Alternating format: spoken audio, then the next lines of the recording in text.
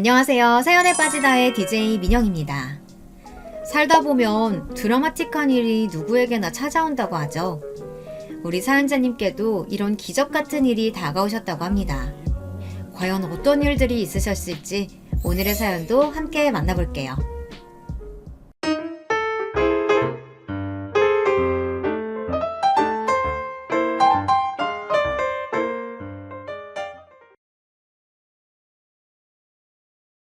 안녕하세요. 저는 친정언니와 미용일을 하고 있는 여성입니다.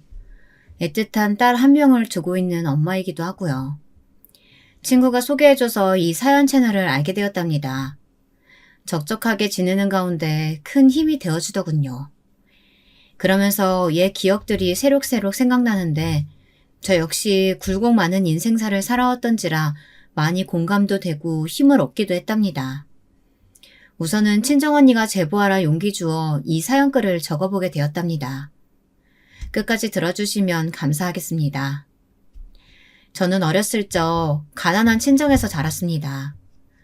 우리 때의 가난이란 사실 다들 고만고만한 형편이긴 했지만 저희 집은 조금 더 특수한 경우였던 것 같습니다. 제 위로 2명의 언니와 아래로 1명의 여동생이 있었는데 내 자매들을 건사하기에는 어머니 아버지도 힘이 많이 붙이셨죠. 게다가 여자가 4명인 집이라니 아마도 예상하셨겠지만 저희 어머니는 아들을 낳기 위해 계속 임신을 하고 애를 낳다가 결국 저를 가지고는 포기하신 경우였습니다. 그 바람에 저희 친할머니, 그러니까 시어머니로부터 저희 어머니는 참으로 많은 구박을 견디며 사셨더랬죠. 그 시대에 여자가 시집살이 하는 건 당연하게 취급되는 일이긴 했어도 저희 친할머니는 공포의 대상 그 자체였습니다. 친할머니는 저희 어머니에게도 부직갱이를 쳐들거나 국자로 등을 내리치는 행위들을 아무렇지 않게 하셨어요. 저희들에게도 마찬가지였습니다. 특히 가장 막내였던 제가 여자라는 걸 알게 된 후엔 그 노여움이 더욱 커지셔선 거의 집안에 폭군과 다름없었답니다. 그 분노의 화살이 다 제게로 옮겨진 건 말할 필요도 없는 사실이고요. 계집애가 뭘 그리 행동이 굼뜬 거야? 내가 저기 밥상 가져오라고 했냐 안 했냐? 너 네 할미 말 귀담아 안 듣냐? 귓구멍이 막힌 게야? 죄송해요 할머니. 얼른 가져올게요. 밥상 가져오고 네 할아버지 물 갖다 드리고 다 하고선 시장에 네 언니들이랑 심부름 가야 한다고. 몇 번을 말했냐. 계집애로 태어난 것도 밉상인데 하는 짓들까지 마음에 안 들어서는 원. 아유, 애미야, 자식 교육 너 똑바로 시켜. 네 딸년들 똑바로 교육시키라고. 안 그럼 내가 아주 혼쭐을 내줄 거야. 어린 시절 제게 친할머니의 존재는 사실상 제발 없어졌으면 하는 그런 존재였습니다. 나쁜 생각이라는 것을 알면서도 그렇게 바라고 있었죠. 이런 제 마음을 아는지 어머니께서는 저를 특히 더 어르고 달래며 이렇게 말씀하시곤 했죠. 이선아, 다 지나갈 거야. 할머니도 너희가 밉고 싫어서 그런 게 아니고 엄마가 마음에 안 드니까 그래서 괜히 너희들한테도 화풀이하는 거야. 다 엄마 탓이니까 너무 할머니 원망하지 말렴. 알았지? 엄마, 그게 무슨 말이야? 난 무슨 말인지 모르겠어. 도대체 모르겠다고. 왜 아빠는 엄마를 할머니한테서 보호해주지 않는 거야? 엄마는 왜 툭하면 할머니한테 싫은 소리 들어야 하는 거냐고. 우리는 왜 툭하면 종아리를 얻어맞아야 되는지 다 모르겠다고. 나 이 집 싫어.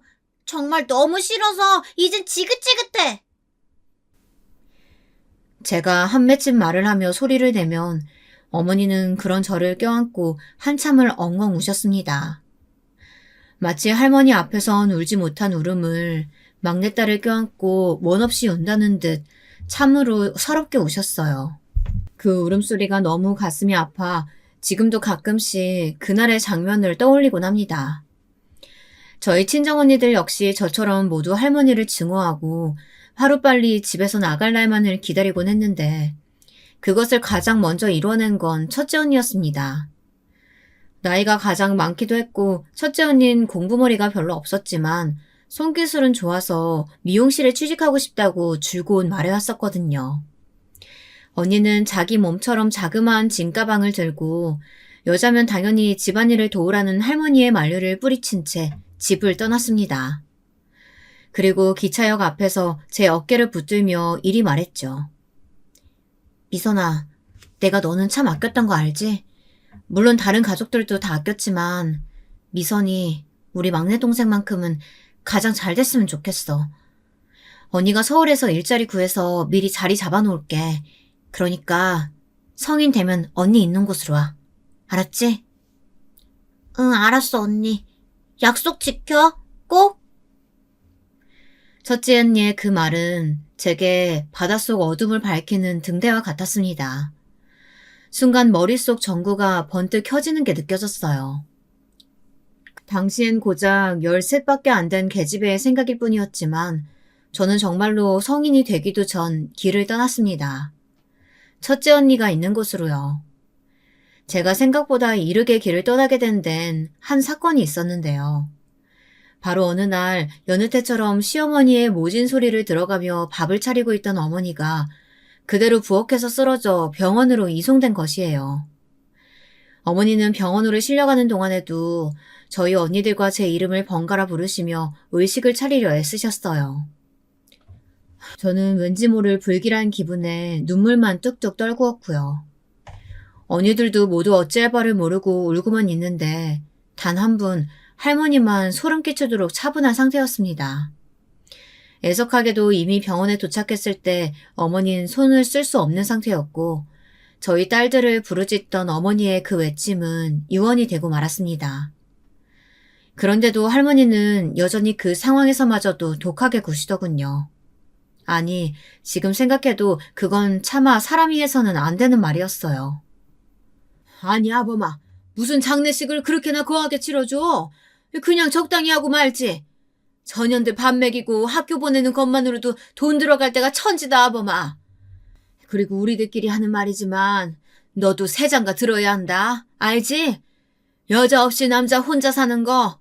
나는 내 아들이 그리 사는 건 절대 못 본다. 일단 동네 사람들 시선도 있으니까 한 1, 2년 조용히 있다가 새장가 들어. 할머니, 지금 뭐라고 그러셨어요? 아니, 듣고 있었던 거야? 언제부터? 지금 우리 엄마 장례를 뭐 어떻게 하자고요? 할머니가 입고 있는 그 옷, 매일 쳐드신 밥, 전부 다 저희 엄마 손길 닿은 거예요. 심지어 할머니가 서 있는 그 바닥까지도 할머니한테 온갖 소리 들어가며 엄마가 매일 물걸레질하며 닦아낸 곳이라고요. 그러니까 당장 죽은 우리 엄마한테 사죄하세요. 무릎 꿇고 엎드려 빌라고요. 시집살이 시켜서 미안하다고 죽을 때 졌다고 하라고요. 얘가 뭐? 쳐드셔? 아니 이년이 어디 버르장머리 없이? 저는 할머니가 반격하기도 전 그 순간 고함을 막 지르며 모든 물건을 다 깨부수기 시작했습니다.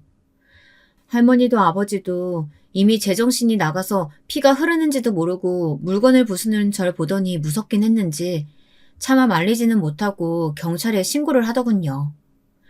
허나 동네 주민들과 경찰이 합세해 말릴 때까지 전 멈추지 않았습니다. 그렇게 동네를 뒤집어 놓은 후 장례에 온 첫째 언니와 함께 서울로 떠나게 되었습니다. 언니, 내가 할머니한테 그러지 않으면 우리 엄마 너무 불쌍해서 우리 엄마 영혼 이 땅 못 떠날 것 같아서 그랬어. 근데 앞으론 나 정말 잘 살 거야. 잘 살아서 아버지랑 할머니한테 보여줄 거야. 서울로 향했을 때 저는 도끼에 가득 차 있었습니다. 어떻게든 떵떵거리며 다시 고향에 내려가기 위해 금이 환영의 꿈을 품고 무슨 일이든 해서 성공하겠다 다짐했죠. 하지만 환상과 현실은 그 차이가 크죠. 한 번도 와보지 못한 서울이란 곳에서 전 대차게 아주 보란듯이 얻어맞고 꺾이고 말았답니다. 저는 처음에 종잣돈을 모으기 위해 언니의 미용실에서라도 일을 하려고 마음먹었는데 언니가 당시 사정이 좋지 않아 하고 있던 미용실을 접어야 하는 상황이 되는 바람에 언니에겐 도움을 요청할 수가 없었습니다. 그래서 이것저것 닥치는 대로 건물 청소일부터 시작해서 공장일, 파출부 일, 돈이 되는 일이라면 다 해야 했어요. 그런데 몸이 축나도록 일해도 생활비를 충당하고 나면 돈은 밑 빠진 독에 물 붓기처럼 계속해서 빠져나가기만 하더군요. 거기다 사정이 안 좋아진 언니까지 가세하는 바람에 제 꿈은 정말 꿈으로만 끝날 위기였어요. 참으로 서글펐습니다. 그때 처음으로 진탕 술을 먹고 길거리를 돌아다니며 신세한탄을 뱉어냈습니다. 그리고 그때 눈앞에 보이는 옷가게에 들어가 평소엔 절대 하지 않을 소비를 왕창 하고 나오는 와중에 어느 남자와 부딪혀 쇼핑백에 있던 옷들을 가득 쏟아내고 말았어요. 하필 제가 원래 입고 있던 허름한 옷이라 창피하더군요.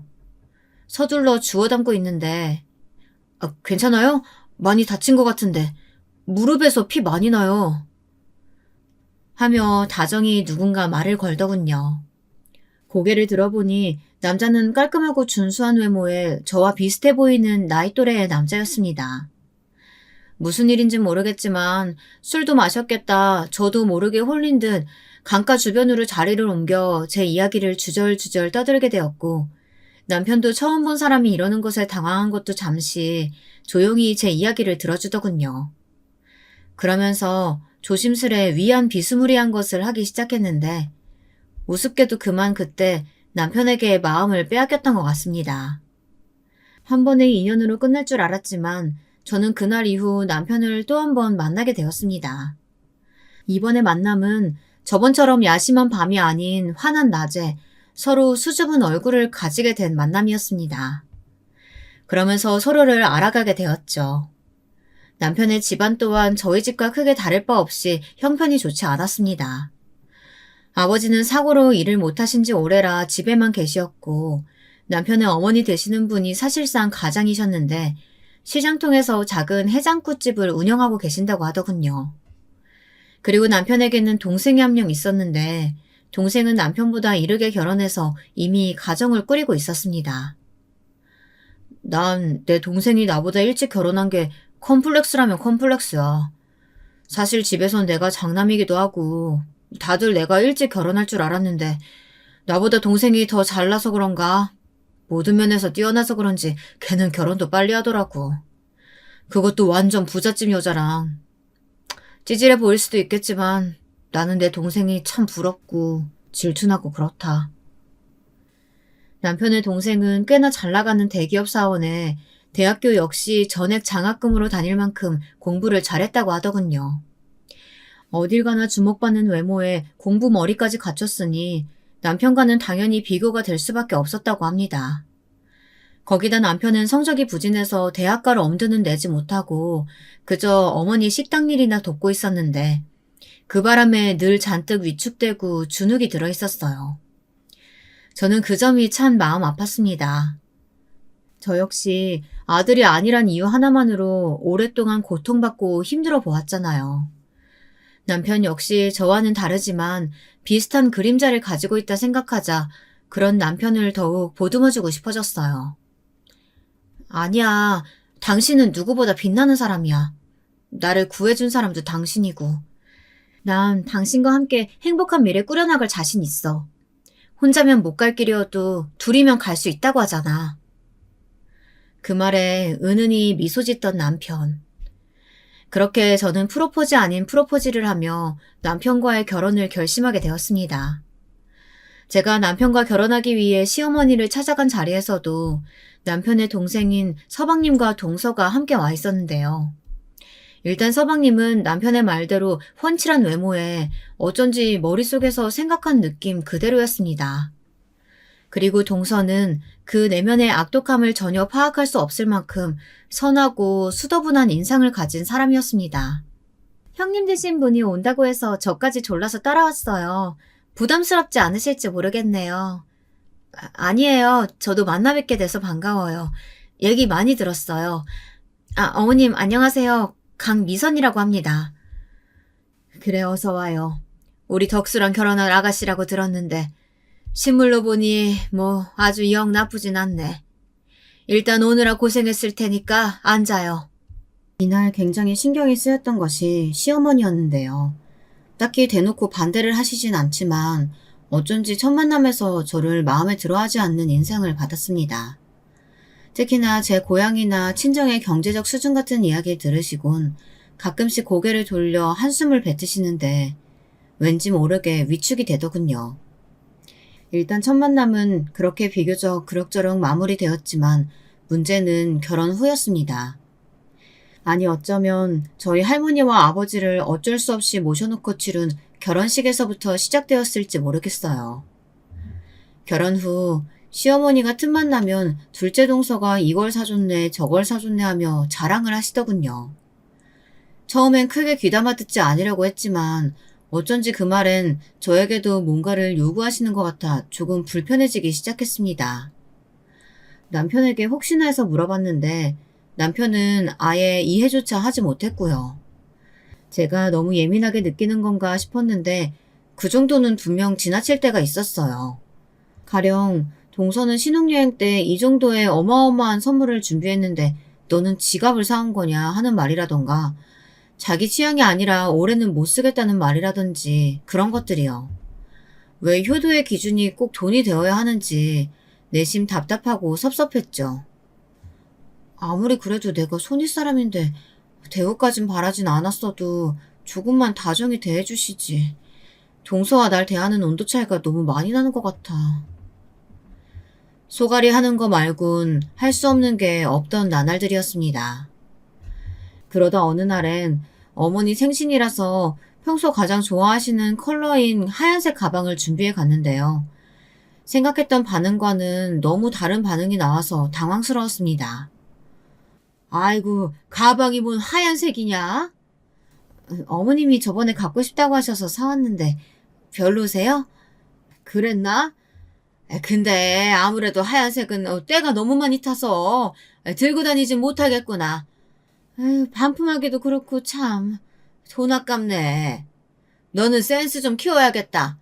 그 센스는 우리 예쁜 둘째 아가한테 배워라. 손 아랫사람이지만 배울 건 좀 배워야지.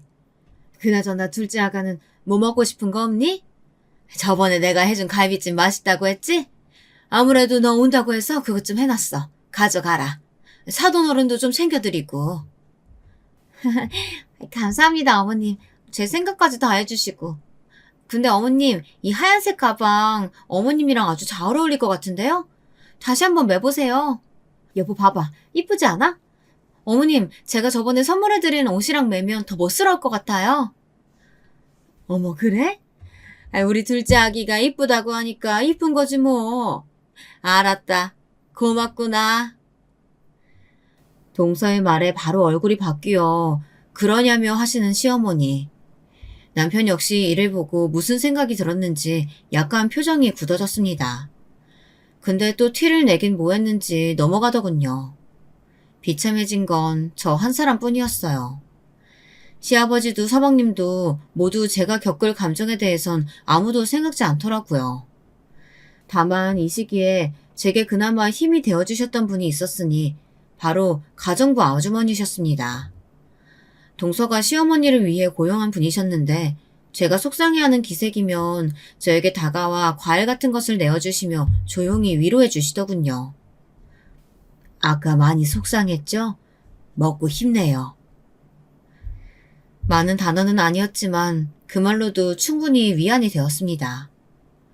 그리고 또 한 사람이 있었으니 예상외로 동서였습니다. 동서는 눈치가 빠른 사람이었어요.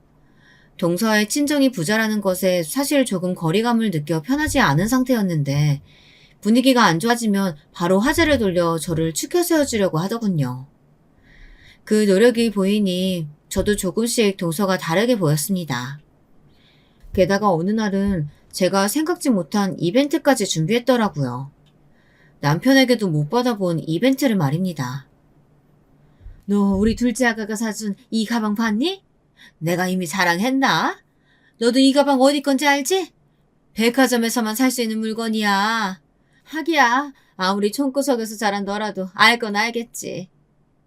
그날도 여지없이 동서 자랑을 해대며 하나부터 열까지 동서의 훌륭한 점을 일일이 열거하시는 시어머니를 상대하느라 저는 지쳐 있었는데요. 제가 집에 갈 때가 되자 갑자기 동서가 마중을 나오겠다며 따라 나오더니 남편 차 쪽으로 와서 제게 쇼핑백 하나를 건네더라고요. 저 형님, 제가 형님 것도 사왔어요. 사실 형님과 친해지고 싶어서 주는 뇌물이기도 하고요. 별거 아니지만 예쁘게 들고 다녀주세요. 어머, 고마워, 동서. 내 것까지 준비했을 줄은 몰랐는데. 난 뭐 줄 게 없어서 어떡하지? 괜찮아요, 형님. 형님 기뻐하시는 그 표정이면 저한테 충분해요. 말을 참 이쁘게 하는 모습에 제 마음도 작게 일렁였어요. 사실 돈이 많은 집안에서 태어났으니 그저 거만하고 조금은 저한테 텃세도 부릴 것으로 예상했는데 의외로 첫인상처럼 수더분하고 사람이 진실하더군요. 자신의 속 이야기까지 하며 다가오는 모습에 깊은 감동을 받기도 했습니다. 아마 동서가 잠깐 커피를 마시자며 저를 부른 날이었을 거예요. 형님이 저를 어떻게 생각하실진 모르겠지만 저 겉으로 보이는 모습처럼 막 행복한 집에서 자란 건 아니에요. 물론 저희 아버지가 큰 회사 운영하시고 그 덕에 제가 편히 산 건 맞아요. 하지만 저는 단 한 번도 행복하지 못했거든요. 우울증도 있었고요. 어느 날은 엄마가 안 되겠는지 절 데리고 병원에 데려가시기도 했는데 약 먹어도 고쳐지지가 않더라고요. 얼른 아이를 가져야 이 병이 나아질까 싶기도 하고. 저나 그이가 계속 아이 갖기 위해 노력 중에 있거든요. 제가 나이가 많은 편이 아닌데 왜 안 생기는지 모르겠어요. 요즘은 아무튼 아기도 안 생기고 해서 더 우울한 것 같아요. 동서가 그런 사정이 있었구나. 나는 전혀 몰랐네. 동서가 힘들게 자랐을 줄은. 사실 나야말로 동서한테 미안한 마음이 드네. 괜히 부잣집 사람이라고 해서 새침하고 고집 있는 사람일 거라고 생각했거든. 근데 동서를 경험해보니까 정말 성숙한 사람이더라. 고마워. 시어머니가 매번 이렇게 모질게 굴 때마다 막아주고 노력해줘서. 그리고 아이는 사실 하늘이 주는 거라고 하잖아. 분명 엄청 이쁘고 튼튼한 아기 천사가 오려고 시간이 좀 걸리는 걸 거야. 그러니 긍정적인 마음가짐으로 조금만 기다려보자. 그럴까요? 정말 그럴까요, 형님? 그렇게 말해주시니까 제 마음이 너무 편해져요. 고마워요, 형님. 형님은 전생에 제 언니였을 것 같아요. 왠지. 눈물을 글썽거리는 눈으로 저에게 고맙다며 폭 안기는 동서를 보니 저는 순간 제가 정말 친언니라도 된 듯한 기분이 들었습니다. 딸부잣집에서 자라 언니들 간의 유대관계엔 익숙한 편이었지만 그래도 막내였기에 언니들의 보살핌을 받는 것에만 익숙했었는데 동서에게 언니란 단어를 들으니 어딘지 모르게 내게 힘이 생긴 것 같은 동서를 지켜주고 싶은 그런 마음이 들더라고요. 마치 제가 남편에게 그런 마음을 가졌던 것처럼요. 남편은 제가 동서와 사이가 가까워지자 이상한 듯 고개를 갸우뚱했어요. 어떻게 배경이 다른 동서와 친해졌는지 궁금해하더라고요. 그러면서 갑자기 모임을 갖자고 하더군요. 모임? 갑자기? 당신은 서방님 불편해하잖아. 아니야. 당신이랑 재수씨가 친하게 지내는 거 보니까 나도 동생네 부부를 너무 못 챙길 것 같아서 말이야. 이참에 친해지고 형제간에 소원했던 거 풀면 좋지. 그땐 남편의 음험한 속내를 모르고 저 말을 고지고대로 믿었는데요.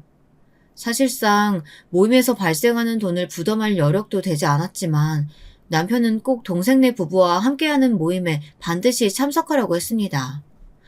그러면서 점점 동서에게 다가가 자신이 하려는 사업에 대해 이야기를 늘어놓기 시작하더라고요. 재수씨, 사실 이 사업은 제가 많이 준비한 사업이에요. 물론 신입이 안 가면 거절하셔도 돼요. 투자를 강요하는 건 절대 아니니까요. 여기 사업 계획서인데 읽어보시고 연락주세요. 그때야 비로소 남편의 목적을 눈치챘습니다. 남편이 동서를 통해 돈을 타내서 어머님의 해장국집에서 벗어나 자기만의 사업을 차리려고 하는 것을요. 솔직히 전 동서가 거절할 줄 알았습니다. 아무리 가족이라고 해도 돈 관계는 철저히 해야 한다는 것을 알고 있을 거라고 생각했거든요. 그런데 사업 계획서를 읽어봤다며 연락해온 동서가 뜻밖에도 남편의 사업에 적극 투자하겠다고 하는 거예요. 정말이에요, 제수씨? 아유, 저야 너무 고맙죠. 제수씨 덕분입니다. 네, 한번 열심히 해볼게요. 동생이요? 네, 동생한테도 말해보고 있어요. 저는 내심 동서의 결정에 놀라기도 하고 혹여나 가족관계가 돈 문제 때문에 어그러질까봐 걱정도 되었지만 동서 스스로가 신중하게 내린 결정이라고 하는 말에 달리 할 말이 없었습니다. 게다가 서방님도 회사를 그만두고 이 사업에 끼기로 하면서 어쩐지 남편이 구상한 사업은 점점 더 박차를 가해져 갔습니다. 사실 해장국 집에서만 일할 줄 알지 사업할 성향의 사람은 아니라고 생각했는데 남편은 예상 외였어요. 한번 길을 트더니 누가 막을 새도 없이 정신없이 앞만 보고 돌진하더라고요. 매일이 야근에 주말 출근까지 불사하곤 했지만 그럼에도 열심히 자신의 일에 매진하여 어떻게든 성과를 내려고 하는 모습이 나쁘게 보이진 않았습니다. 서방님에게 그간 느껴왔던 열등감을 이렇게 결과로 바꿔보려고 하는 것인가 이런 생각이 들었죠. 다만 불편한 것이 있었다면 남편이 동서에게 쩔쩔 못 매고 온갖 아부를 한다는 것이었어요. 동서는 은근히 그것을 즐기고 있는 것 같기도 했고요. 제겐 여전히 잘해주는 동서였지만 남편이 아랫사람을 자처할 때 그대로 두고 보기만 한다는 점이 마음에 들지 않았습니다. 아, 제수씨, 그 향수요? 제가 지금 당장 사갈게요. 그거 한정판인데 마침 딱 하나 남았더라고요. 네, 걱정하지 마세요. 제수씨한테 어울릴 것 같아요. 네, 그럼 아주버님 부탁드려요. 보면서 그 모습이 참 짠하면서도 불편했습니다. 오로지 성공만을 위해 아부하는 남편. 과연 내가 선택한 사람이 이런 사람이었던가 그런 실망감도 들었죠. 그러던 중 인생에서 가장 행복한 기쁨을 만끽할 수 있는 일이 생겼는데요. 이 일로 인해 그렇게나 사이좋았던 동서와는 거의 전쟁 같은 사건이 벌어지게 되었답니다. 제게 소중한 아기 천사가 찾아온 것이었어요. 남편이 워낙 바빠서 노력할 틈도 없었는데 다행히 늦지 않게 적당할 때 찾아와준 아기 천사가 너무나 고마웠습니다. 저는 이 소식을 당연히 시댁에 알렸고 어느 정도 축하를 받을 거라고 여겼습니다. 그런데 시댁 식구들의 반응이 말로 표현할 수 없을 정도로 섭섭했습니다. 일단 시어머니는 뭐? 애를 뱄다고? 아이고 좋은 일이네. 장가는 늦게 갔어도 애는 일찍 만들어 왔구나. 장하다 우리 장남. 하지며 제가 아닌 남편만을 칭찬했고요. 시아버지 역시 딸인지 아들인지부터 꼭 알아오라고 당부하셨습니다. 첫애는 반드시 아들이어야 한다는 말씀을 덧붙이시면서요. 첫애가 왜 꼭 아들이어야 하는지 가뜩이나 그걸로 인해 평생 상처를 받아온 마당에 저는 대차게 묻고 싶었지만 차마 대거리까지 하진 못하고 전화를 끊었습니다. 거기다 여기서 더 충격적인 반응이 있었으니 동서와 서방님네 쪽이었어요. 그 중에서도 동서 쪽이었는데요. 사실 동서에게 이야기하기 전엔 많이 망설여지긴 했습니다. 아무래도 동서는 무려 5년 동안 아기를 기다려왔는데 생기지 않아 힘들어했고 가뜩이나 요즘 우울한 표정들이 보여 마음이 안 좋았거든요.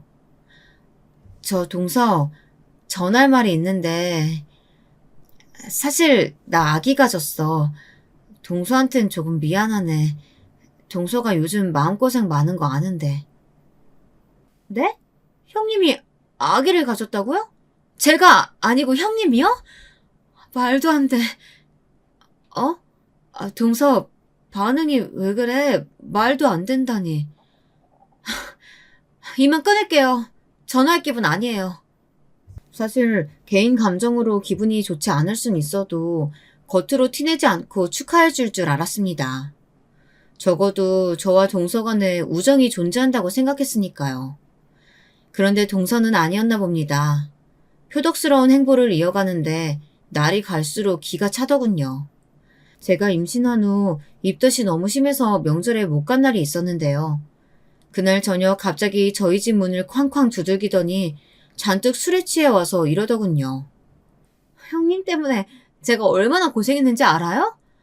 도대체 그깟 내뱅개 뭐 유세라고 명절에 안 와요. 형님, 주제 파악 좀 하세요. 없이 왔으면 그런 거라도 해야 며느리 도리예요. 뭐, 도리? 아니, 갑작스럽게 연락도 없이 쳐들어와서 이게 무슨 행동이야. 동서야말로 예의 갖춰. 내가 무슨 유세를 떤다고 해. 이 뜻으로 아무것도 못 먹는 사람한테 와서 그게 할 말이야? 난 며느리 도리 못 지킨 거 없어. 동서나 행동 똑바로 해. 아무리 생각해도 화가 가라앉질 않았습니다. 제가 먼저 임신한 것에 질투를 느끼고 시샘을 할 수는 있겠지만 그걸 저런 방식으로 티내는 건 아이도 안 할 유치한 행동이었으니까요. 이후 어쩌다 들른 시댁에서도 동서와 제가 모인 자리에서 싸늘한 기류만이 흘렀습니다. 시어머니와 시아버지도 대강 어찌된 일인지 아는 눈치였고 결코 중간에서 동서를 나무라거나 할 생각은 안 하시더군요. 외려 저보고 동서의 아기씨가 들어설 한약을 지어야 하는데 아는 한방병원이 없냐고 물어오더라고요. 뱃속에 작게 태동이 느껴지는 아이에 대해선 전혀 묻지도 않으시고 말입니다. 저는 시부모님의 그런 태도가 섭섭했습니다. 동서와 저를 놓고 하는 시부모님의 비교야 이미 겪어올 대로 겪어와 익숙해졌다고 생각했건만 이런 식으로 상처를 입게 되니 또 새로운 상처가 느껴질 만큼 가슴이 아프더라고요. 그래, 너야 순풍순풍 잘 났겠지. 근데 난 우리 둘째 아기가 걱정이다. 너도 알겠지만 걔가 마음이 오중이 어리니? 아마 너가 임신하고 속 쓰려 죽을 건데 네가 손윗사람이라 말도 제대로 못하고 말이야. 너 행여나 둘째 앞에서 임신했다고 잘난 척하거나 애 얘기로 사람 속 들쑤시지 말아라. 알겠니? 어머님, 제가 왜 그러겠어요. 그리고 동서 말 못하진 않던데요. 저번에 저한텐 명절날 안 왔다고 아닌 밤중에 집까지 찾아와서 한바탕 소리 지르고 갔어요. 저나 남편이나 그 뒤처리 감당하느라 너무 힘들었고요. 어? 그날은 너도 없는 마당이라 왜 시켰는데? 아니 그래, 둘째 애가 아무튼 그 정도로 마음이 힘들다는 거야. 원래 사람이 마음이 힘들면 무슨 말이든 하는 법이야. 몸보다 더 고치기 힘든 게 마음의 병이라는데 우리 둘째 아가가 워낙 병약하다 보니까 그런 거야. 네가 이해하고 더 마음 넓게 써라. 그게 손윗사람이야. 그래, 네 시애미 말이 맞다. 그나저나 너는 딸이라고 했다고? 아이고, 암탉이 울면 집안이 망한다던데.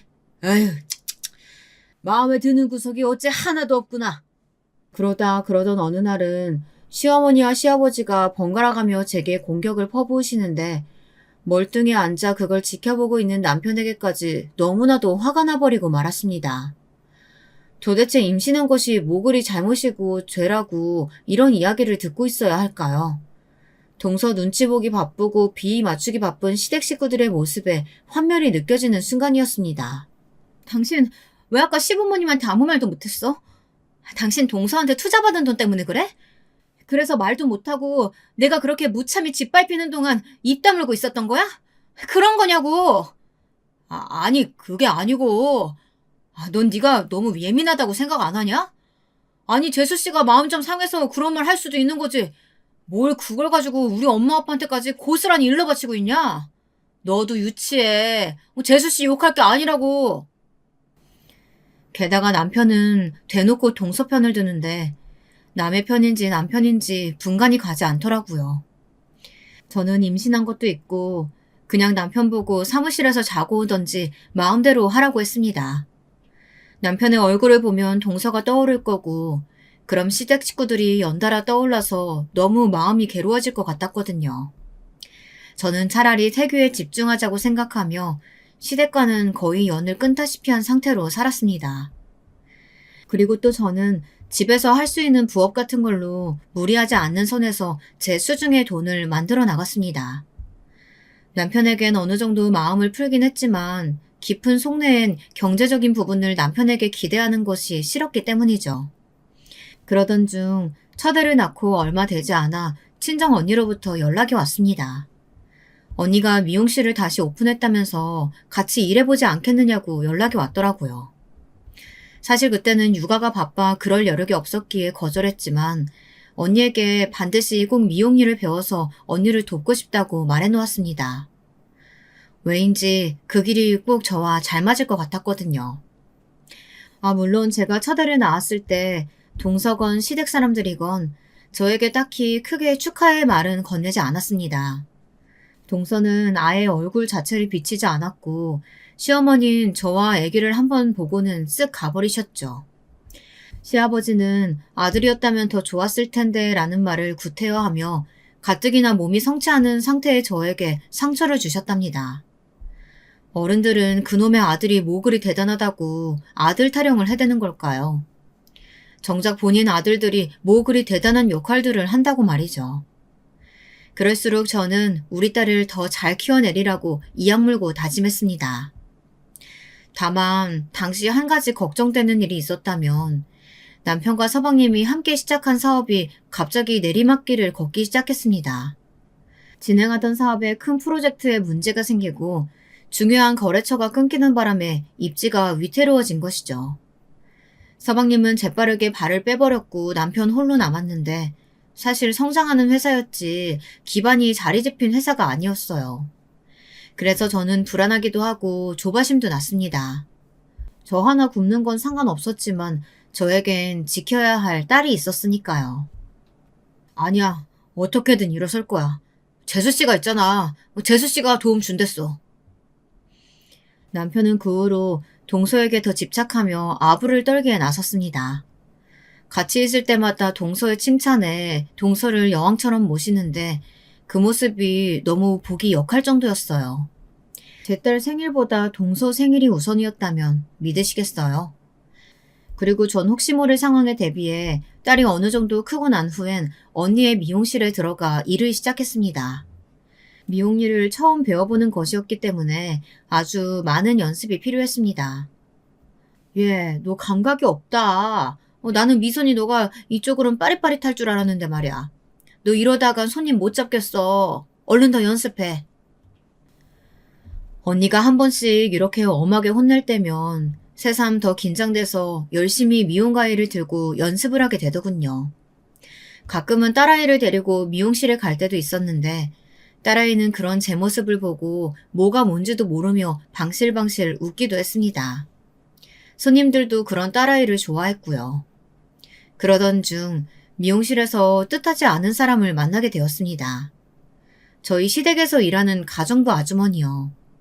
이런저런 이야기를 나누게 되었는데 푸근하신 성품이신 건 알았지만 막상 이야기를 나눠보니 더 사람이 좋으시더라고요. 나도 사모님이 열내실 때마다 얼마나 간이 떨어질 것 같은지 몰라요. 별것도 아닌 걸로 버럭버럭 말이야. 그리고 이런 말 좀 그렇지만 큰 사모님한테 너무하신 것 같더라고. 작은 사모님한테는 납작 엎드리듯 유순하게 굴면서.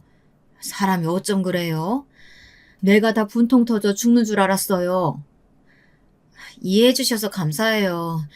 이런 말 들으니까 괜히 뭉클해지네요. 시댁에서 유일한 편이나 다름없던 가정부 아주머니와 터놓고 속 이야기를 하니 괜히 울컥하면서도 마음이 뭉근해지는 것 같았습니다. 그러다 아주머니께서 혹여나 아이 맡길 곳이 딱히 없으면 저녁 때는 시간이 되니 그때 부탁해도 된다고 하더라고요. 나는 자식들이 다 지방에 있고 저녁에 별로 할 게 없어서 적적해요. 그냥 믿고 애 맡겨주시면 잘 돌봐드릴게요. 돈은 적게 주셔도 상관없어요. 사실 남편 돈을 써가면서 시터를 고용하기 애매한 저녁엔 딸아이를 미용실에 데려오곤 했는데요. 그럴 수만 있다면 더 안심이 되고 우리 딸을 위해서도 더 좋을 것 같았어요. 거기다 적은 돈으로 봐주신다고 하니 너무나 감사할 따름이었습니다. 그렇게 저는 딸아이를 아주머니에게 맡기곤 미용실 연습에 박차를 가했죠. 다행히 실력은 빠르게 향상되어 갔습니다. 그러던 어느 날 여느 때와 같이 미용실에서 머리카락을 치우다 우연히 길을 지나던 동서를 보고 말았어요. 눈이 마주치진 않았지만 먼저 인사를 해야 하나 말아야 하나 순간 고민이 되었네요. 우리 둘 사이에 무수히 많은 일들이 있긴 했었지만 동서가 그런 행동을 한 이유가 단순히 질투심에 사로잡혀 그랬다는 것을 모르지 않았기에 만약에라도 나한테 사과를 한다면 그냥 눈 감고 용서해줄까 이런 생각이 들기도 했던 것 같습니다. 그래서 제가 먼저 나서서 동서를 부르게 되었는데요. 저는 아직도 그때 동서의 눈길, 행동, 말투, 이 하나하나 다 잊지 못할 것 같습니다. 친구들과 함께 있던 동서가 저와 눈이 마주치더니 아주 무섭도록 노려보는데 마치 그 눈빛엔 살기가 어려 있었어요. 네, 형님. 오랜만이네요. 그래. 명절날도 우리가 따로따로 시댁에 가니까 이렇게 마주친 건 참 오랜만이네. 그래도 남편 통해서 소식은 듣고 있었어. 그러세요? 뭐 제 소식이야 별거 없는데. 그나저나 형님은 신수가 훤해 보이시네요. 미용실에서 일도 하시고. 그제야 저는 제가 입고 있던 옷 위에 떨어진 손님들의 머리카락 뭉치들을 보게 되었습니다. 조금 창피해져서 얼른 손으로 털어대자 피식 웃던 동서가 그러더군요. 형님 지금 보니까 그 미용사 일 형님한테 딱인 것 같아요. 배운 거 없고 가진 거 없음. 그런 손기술이라도 배워야 하잖아요. 잘 됐네요. 뭐? 지금 뭐라고 했어? 맞는 말 한 건데 뭐 찔리세요? 아 맞다. 그리고 아주버님한테 제가 부탁한 아침 식사 제때 가져와 달라고 말 좀 해주실래요? 내일은 중요한 약속이 있어서요. 그럼 가게 번창하세요. 저 바빠서 이만 가볼게요. 동서가 뒤돌아서는데 순간 눈앞이 뿌얘질 정도로 열이 솟고 동시에 다리는 덜덜 떨리는데 뒤이어 나온 친정언니가 무슨 일이냐고 묻더군요. 차마 털어놓지도 못하고 전 그날 그렇게 집으로 가버렸습니다. 집이 부유하니 평생 일하지 않아도 될 동서, 그리고 가난한 친정을 가진 저, 처절할 정도로 비교가 되었습니다. 심지어 자기 미치라고 생각하며 남편을 아무렇지 않게 부리는 모습들도 역시 저를 무시하는 것과 다름없다고 생각되었죠. 그런데 정작 더 큰 비극은 그 이후 벌어지고 말았습니다. 저는 아마 평생 그날을 잊지 못할 겁니다. 제 숨이 다하는 순간까지요. 그리고 그 여자를 미워할 겁니다. 비극은 제가 또 아이를 가지면서 시작되었습니다. 남편은 무조건 낳자는 주의였고 저도 생명은 귀하다고 늘 생각했기에 낳아서 잘 기르자고 다짐했어요. 역시나 남편은 저희의 둘째 아이 소식을 시댁에 알렸고 이때 전 당연히 동서에겐 따로 연락하지 않았는데요. 시댁에서 의외의 소식이 들려왔습니다. 갑자기 저희 소식을 듣고 그럼 축하 파티라도 하자며 주말에 오라고 하시더라고요. 첫애를 배웠을 때도 그런 축하는 없었는데 조금 얼떨떨했습니다. 일단 불러주시니 최대한 감사한 마음으로 향했는데요. 시댁에 들어서자마자 저는 그대로 기겁할 뻔했답니다. 먼저 제 순진함에 한탄했고 둘째론 저를 부른 이유를 짐작할 수 있겠더라고요. 그래 첫째 왔니? 예, 너 여기 마늘부터 좀 다지고 있어라. 뭐해? 얼른 다지지 않고. 곧 둘째 아가 온다니까 얼른 다져라. 오늘은 가정부 아주머니도 안 나오신다니까 네가 꼭 도와야 한다. 어머님, 오늘 제 임신 축하 파티 겸 한 끼 하는 거 아니었나요? 그래, 근데 그게 왜? 너 설마 놀고 먹을 생각이니? 일하지 않는 자 먹을 자격도 없다 이런 말 못 들어봤어? 군뱅이처럼 굴지 말고 얼른 손 놀려. 네 귀한 동서 먹일 갈비찜부터 시작해. 참 기가 차서 임시 축하 파티 하잔 말을 고지고대로 믿다니. 너도 참 연치가 없구나. 그리고 네 시아버지가 너 오면 담배 심부름 시킨다고 기다리고 있으니까 요리 끝나면 방으로 가봐라. 황당해서 비닐장갑도 끼지 못한 채 시어머니를 쳐다보고 있었는데 그때 뒤에선 띵동 문소리가 열리더군요. 그러면서 누군가 들어오는데 동서였습니다. 얼마 전 제게 모욕적인 언사를 일삼았던 동서의 얼굴이 불현듯 스치며 기분이 더더욱이나 불쾌해졌습니다. 이건 아니다 싶었죠. 저는 그대로 나갈 채비를 하기 위해 가방을 챙기러 갔습니다. 근데 이번엔 동서가 신경을 긁더라고요. 어머 형님 어디 가세요? 어머님이 형님께서 저 좋아하는 갈비찜 해주신다고 해서 좀 일찍 왔는데요. 형님 요리 솜씨 좋으시죠? 뭐 어머니만큼은 아니겠지만 기대하고 있을게요. 동서, 나 여기 요리하러 온 거 아니고 축하받으러 온 거야. 근데 내 생각하고는 조금 다른 그림이어서 당황스럽네. 어머님, 저 가볼게요. 임신 초기라 조심해야 할 것 같아서요. 그러자 뒤에서 시어머님의 고함 소리가 막 내질러 나오는데 전 두 악마 같은 얼굴을 뒤로 하고 바로 나와버렸습니다. 얼굴이 시뻘거진 채로 마구 엘리베이터 버튼을 누르고 기다리고 있는데 가는 날이 장날이라고 하필 점검 중이라는 표시가 뜨더라고요. 어쩔 수 없이 계단을 내려가야 했습니다. 그런데 그때였어요. 2층쯤 왔을 때 한 발을 뻗었는데 문이 열리는 소리가 들리더니 누군가 뒤에서 저를 부르더라고요. 형님! 동서 미안한데 상대할 기분 아니니까 가. 형님! 왜 섭섭하게 그냥 가세요. 꼴에 자존심은 있다고 지금 뻗대고 있는 거예요? 돈 없으면 아주버님처럼 차라리 그냥 납작 엎드리시지. 형님도 참 그렇네요. 동서의 말에 또다시 혈압이 올라올 것 같아 머리를 짚으며 제가 다시 반격하려는데 그때였습니다. 갑자기 섬뜩한 미소를 짓던 동서가 제 어깨를 밀었고 중심을 잃은 저는 그대로 떼구르르 계단에서 굴러버렸습니다. 순간적으로 배가 세게 짓눌린 기분이 들어 급하게 손으로 배를 움켜잡았지만 머리를 크게 찌인 건지 앞이 어질어질해지더군요. 그러면서 의식을 잃었던 것 같아요. 깨어나 보니 응급실이었는데 남편을 포함한 시댁 식구들이 마치 저를 동물원 원숭이 보듯 쳐다보고 있더라고요. 게다가 이어지는 의사 선생님의 말씀은 너무나 충격적이어서 차라리 기억을 잊어버리고 싶을 정도였습니다. 저의 소중한 아이가 충격에 의해 유산이 되었다는 말이었죠. 임신 초기라 조심했어야 할 시기인데 찾아오기로 했던 소중한 생명, 소중한 삶이 단 한 사람으로 인해 망가져버린 것이었습니다. 때마침 보이는 동서의 눈빛에 전 곧바로 동서를 가리켜 터진 입술로 겨우 한마디씩 내뱉었습니다. 동서가 밀쳤어요.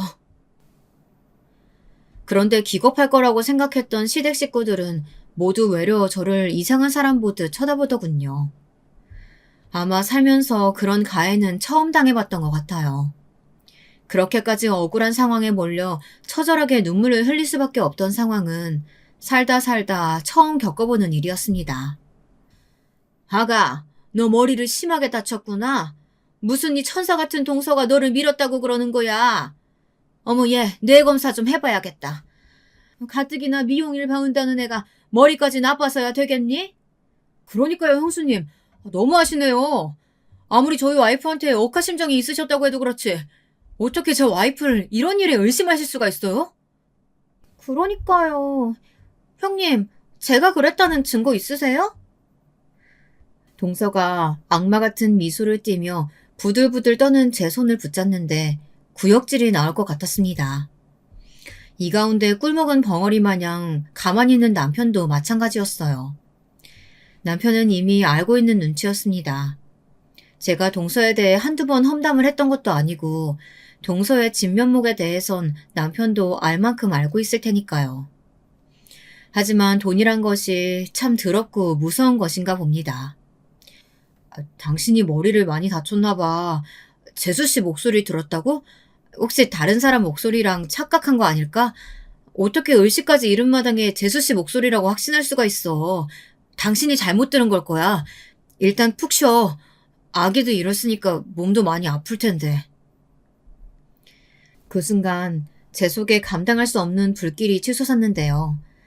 저를 두고 우르르 나가버리는 시댁 식구들과 남편을 보며 혀라도 깨물어 거짓말을 하지 않았다는 것을 알리고 싶은 심정이었습니다. 하지만 비상계단에 CCTV가 설치되어 있는 것도 아닌데 어떻게 제 말을 입증할 수 있을까요? 아마 동서도 이 점을 노리고 저를 계단에서 밀어버린 거 아닌가 싶습니다. 정말 무서운 사람이었죠. 그 후 제가 친정언니를 소환해 울며불며 이 일을 털어놓자 언니는 저보다 더 버럭 화를 내며 길길이 날뛰었어요. 당장 시댁에 쳐들어가겠다는 걸 일단은 말렸죠. 하지만 저는 언니처럼 화를 낼 기력도 없었습니다. 퇴원할 날이 되자 어느새 제 발은 이미 옥상으로 향하고 있었어요. 병원 옥상이요. 그가 너무 많이 지쳤던 것인지 살 의욕도 없고 밉지만 가족이라 믿었던 사람들이 일제히 저를 배척하는데 마음의 상처가 너무 가혹해서 이대로 눈을 감고 죽고만 싶었습니다. 그런데 참 사람 일이란 게 신기하죠. 제가 문을 열고 한 발을 디디려고 할 때 주머니에 넣어두었던 핸드폰에서 알림이 하나 도착하더라고요. 원래 같았으면 그대로 직진했겠지만 문득 우리 친정언니가 생각나면서 언니에게 유서 비스무리한 말이라도 남겨야겠다는 생각이 들어 핸드폰 메신저를 열었습니다. 하지만 예상치 못한 동영상 하나가 전송되어 있더군요. 의문이 들어 동영상을 재생시켜보니 그건 정말이지 기적 같은 동영상이었습니다. 동서가 저를 미는 장면이 여실히 찍혀있는 그런 장면이었는데요. 구도를 보니 제가 엎어진 계단 바로 아래층 계단에서 찍은 것 같은 영상이었습니다. 발신인을 보니 가정부 아주머니셨어요. 저는 바로 친정언니를 대동해서 경찰서로 향해 이 동영상을 보여주고 동서를 고소하겠다는 법적 의사를 밝혔습니다. 그리고 가정부 아줌마를 만나 자세한 상황을 들어보게 되었는데요. 더 기막힌 사실이 숨겨져 있더라고요. 내가 그날 사모님 댁에 못 가게 됐잖아. 근데 핸드폰을 놔두고 온 게 생각난 거예요. 그래서 나도 늙었나 보다 하고 사모님 댁 계단에 올라가고 있는데 작은 사모님이 또 큰 사모님에게 뭐라고 하는 소리가 들리더라고요. 그때 저도 모르게 힘들어하시던 큰 사모님 생각이 나서 이걸 큰 사모님 남편분에게라도 보여줘야겠다 싶어서 카메라를 켰어요. 근데 세상에 이 일이 일어난 거예요. 굴러떨어져 있는 큰 사모님을 작은 사모님은 한참이나 바라봤어요. 의식을 잃은 것도 알면서도 혼자 웃고 낄낄거리는데 무서울 지경이더라고요. 일단 저도 몸을 숨기긴 했지만 어떻게든 이 사실을 알려야겠다 싶어서 동영상 보낸 거예요. 심지어 아주머니는 저번 날에 동서가 통화로 절 밀어버려 애를 떼버리고 싶다는 말을 한 것도 엿들었다고 합니다. 경찰에도 그대로 증언을 해주셨고요. 덕분에 저는 평생 풀리지 않았을 한을 기어이 풀 수 있었죠. 기적의 동영상 덕분에 말입니다.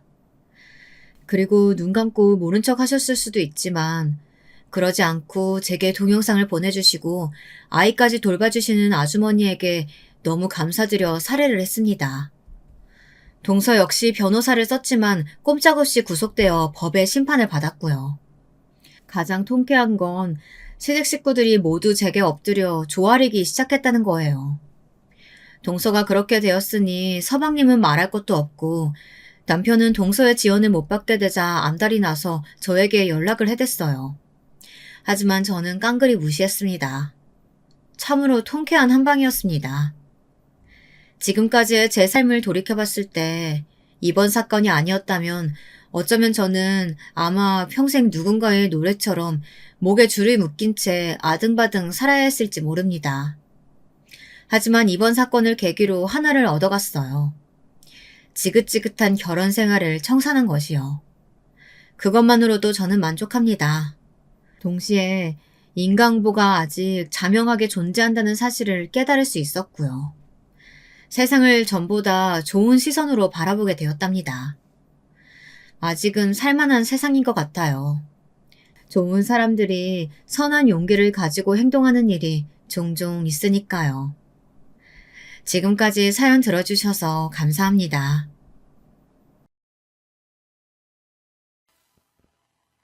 안녕하세요.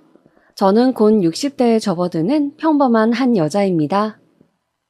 많은 분들의 기구한 사연을 들으며 울다가 웃다가 하다 보니 저도 저의 일생을 통틀어 너무나 힘들고 또 너무나 통쾌했던 이야기를 해보고 싶어졌어요. 꽤 긴 이야기가 될 것 같네요. 재미있게 들어주시면 감사하겠습니다. 저는 막 시골에서 상경해서 도시에 터를 잡으신 부모님 덕에 제법 큰 도시에서 자랐습니다. 부모님은 농사짓던 땅을 마을 사람들에게 소작을 주고 큰 재래시장에서 포목점을 하셨어요. 당시에는 한복을 입는 사람들이 많았기 때문에 꽤 장사가 잘 되었습니다. 부모님은 성실하게 재산을 조금씩 늘려가셨어요. 저는 공부에는 별 흥미가 없었기 때문에 겨우겨우 고등학교를 마치고 여기저기 쏘다니면서 즐겁게 20대를 보냈습니다. 그러다가 엄마를 따라갔던 성당에서 한 오빠를 만나게 되었어요. 엄마가 성당을 다니기 시작하면서 저도 천주교 신자가 되었거든요. 사실 저와 그 오빠를 연결시키려고 두 팔 걷어붙이고 나선 것은 오빠의 어머니였는데 성당에서 가끔 마주치면 항상 밝게 인사를 하시고 저희 모녀에게 너무나 친절하셨기 때문에 부모님은 예비 시어머니가 되실 분에 대해 좋은 인상을 가지고 계셨어요. 또 오빠네 집이 재산은 별로 없지만 직장은 제법 큰 회사를 다니고 있었기 때문에 우리도 사는 게 나쁘지 않으니 큰 욕심 안 부리는 게 좋을 수도 있다고 생각하셨던 것 같아요. 돈보다는 사람이 우선이라는 생각이셨죠. 저도 가끔 성당에서 마주치면 꾸벅 고개를 숙여 목례를 하던 키가 크고 준수한 외모의 오빠가 싫지 않았고 결혼을 통해서 뭔가를 얻고 싶다거나 그런 욕심도 딱히 없었기 때문에 지금껏 그랬던 것처럼 부모님의 말씀을 따르기로 했습니다. 그래도 혼사가 워낙 자식의 인생에서 큰일이다 보니 부모님은 예비시댁에 대해서 성당 사람들에게 물어 이것저것 정보를 알아보셨다고 해요. 사람들 사이의 평판에 대해 뒷조사 아닌 뒷조사를 하신 거죠. 제가 외동인지라 무척 걱정이 많으셨고 매사에 원래 철두철미 하셨거든요. 그렇게 한동안 열심히 알아봐도 오빠네 집안에 대해서는 좋은 이야기만 들려왔어요. 형편이 어려운 성당 어르신에게 식사를 자주 챙겨드린다는 이야기, 또 고아원을 방문해 정기적으로 후원한다는 이야기 등등 빠듯한 형편에도 다른 사람을 돕는 일에 언제나 앞장서서 나선다는 이야기들이었어요. 인품을 가장 중시하셨던 부모님은 그런 부모 밑에서 자란 아들이 얼마나 반듯하겠냐며 살면서 내 딸 서럽게 하지는 않을 것 같다고 그 집에 저를 시집 보내기로 결정하셨죠. 그래서 저는 양가 부모님들의 추진으로 28살의 나이에 조금 늦은 결혼을 하게 되었습니다. 시어머니는 시장에서 야채 장사를 하셨는데 저를 보고 곱게 자라서 아기 같다며 자신이 끼고 보살펴주고 싶다 하셔 저희 부부는 시부모님과 합가를 해서 살게 되었어요. 저는 시부모님과 함께 지내는 것이 싫지 않았습니다. 항상 웃으며 제 이야기를 들어주시고 딸을 챙기는 것처럼 살갑게 대해주셨기 때문이죠. 그렇게 시작된 제 결혼 생활은 항상 시부모님과 함께였어요. 저는 회사에 간 남편을 기다리는 낮 시간 동안 시어머니 일을 가끔 도와드리기도 하고 또 어깨가 결리다고 하시는 시아버지 어깨를 안마해드리기도 하면서 그분들과 잘 지내려고 노력했습니다. 또 회사 일에 남편이 지쳐 보이면 가끔 주말에 남편과 나들이를 가기도 하면서 비교적 즐거운 신혼생활을 했어요. 그런데 제가 결혼한 지 3년째 되던 해에 큰 눈이 내렸습니다. 부모님은 시골집에 다녀오시다가 그만 불의의 사고를 당하고 말았어요.